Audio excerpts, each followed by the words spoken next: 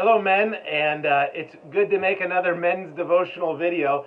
I know it's been a while, and the only thing I can say is that it has been a busy season. But to be honest, the primary reason that there hasn't been a men's video devotional lately is because this has probably been a bit of a tough spell for me. And I've been going through a spiritually challenging season, and I'd like to try to explain a little bit about that because I think God's been teaching me some things. And I could give you several examples of just some things that God's been using in my life to teach me some valuable lessons, but I could probably illustrate it best with a mouse that's been living in my house. Okay? Hang with me here, but I want to share with you about this mouse that I cannot get rid of.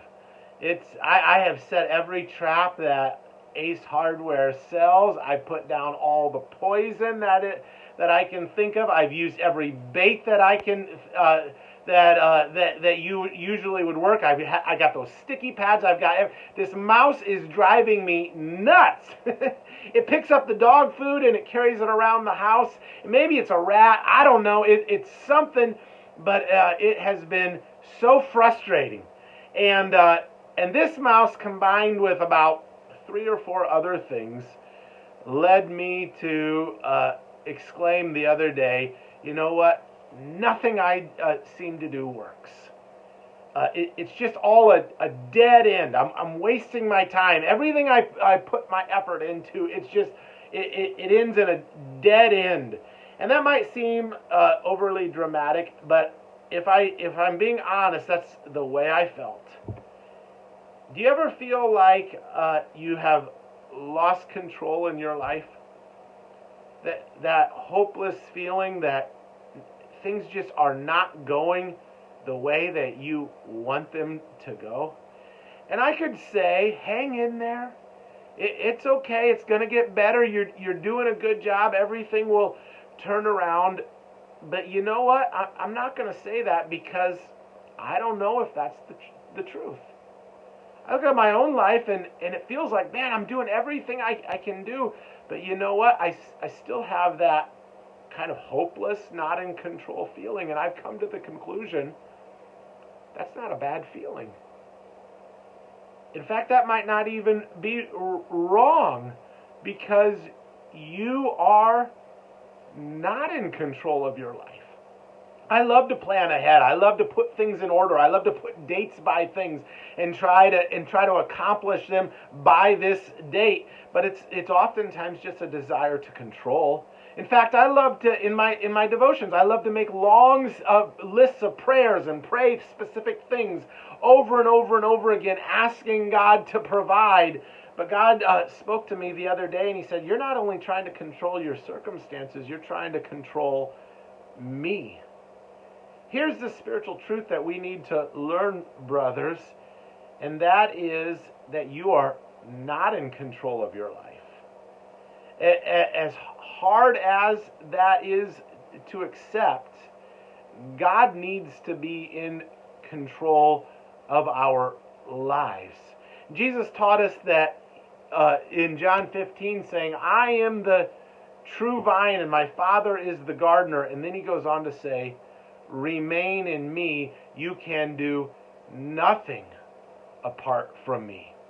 And that doesn't mean we get lazy and we don't do anything. No, what that means is that we learn to wait upon the Lord and to trust in Him and to rely on Him because He knows what is best. I just read this in my devotions this morning. I wasn't actually planning on saying this in the men's devotional today until I read it today. This is Jeremiah 42:6. The Israelites say, "Whether it is favorable or unfavorable, we will obey the Lord our God."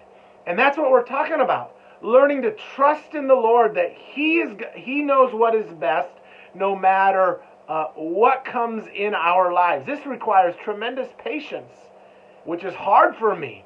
It requires confidence in the Lord to know that He has wisdom that we don't have. That He sees things beyond what we can see, past, present, and future, in ways that we don't see. And so when things don't go the way that you want them to go in your life, you could blame yourself, which sometimes you may be to blame. You could blame the world around you, which I'm sure that it has its room for blame, because this is a sinful, messed up world. You could even blame Satan, and he does seek to frustrate you and your plans. But the one person that you could not blame, the one person that is never at fault, is God Himself. God is the one who never slacks on the job. God is the one who never acts outside of what is best for us. He is perfect, wise, and good, and trustworthy in all things. Paul says in 2 Timothy 2, if we disown Him, He will disown us. But if we are faithless, He remains faithful, for He cannot disown Himself. He never acts outside of His own character. He's faithful. He's wise. He's loving. And so my question for you today, brother, is, are you trusting in the Lord?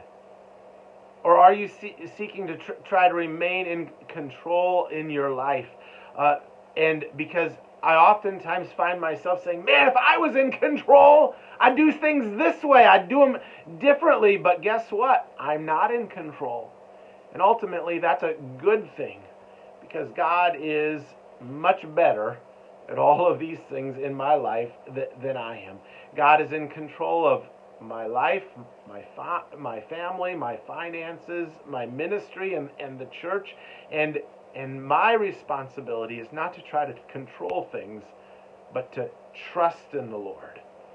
Jesus said in that passage about the vine and the branches, just earlier in John 14:27, He says, peace I leave with you, my peace I give to you. I do not give as the world gives. Do not let your hearts be troubled, and do not be afraid. That's a good word for us today. Jesus gives peace, not as the world gives, because the world doesn't always go the way that we want them to. It's not a circumstantial peace all the time. He gives peace that transforms our hearts when we trust in Him. So that's my word for us today, brothers. I also want to encourage you, men's dinner, Sunday night, 6 o'clock in the social hall. Bring some food. If you don't have any food to bring yourself. We always have plenty of food. And it's going to be a great time of fellowship and spiritual encouragement. Please come out. Men's dinner Sunday night, 6 o'clock, and it'll be a great time. Have a great rest of your week, and I hope to see you on Sunday. God bless.